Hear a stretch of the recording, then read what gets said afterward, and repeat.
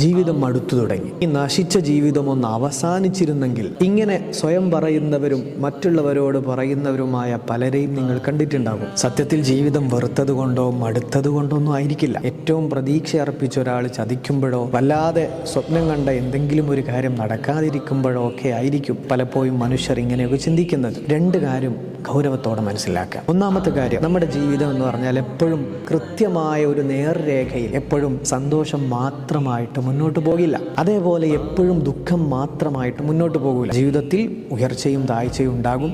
ഇത് ലോകത്തെ മുഴുവൻ വിജയിച്ച മനുഷ്യരുടെ ലൈഫ് സൈക്കിൾ എടുത്തു കഴിഞ്ഞാൽ അവിടെയൊക്കെ നമുക്ക് കാണാൻ പറ്റുന്ന കാര്യമാണ്. രണ്ടാമത്തെ കാര്യം, ഇത്തരത്തിലുള്ള മാനസികാവസ്ഥയെ നമുക്ക് ഒരു പരിധി വരെ രക്ഷിക്കാനുള്ള ഒരു ഒറ്റമൂലി എന്ന് പറയുന്നത് പ്രാർത്ഥനയാണ്. സുബ്ഹിക്ക് മുമ്പ് 2 റക്അത്ത് തഹജ്ജുദ് നിസ്കരിച്ച് റബ്ബുമായിട്ടുള്ള ഈ സംഭാഷണം നിങ്ങളുടെ ഹൃദയത്തിൻ്റെ ഉള്ളിൽ പുകഞ്ഞുകൊണ്ടിരിക്കുന്ന നിങ്ങളുടെ വേദനകളെ നിങ്ങൾക്ക് പരിഹരിക്കാൻ പറ്റും.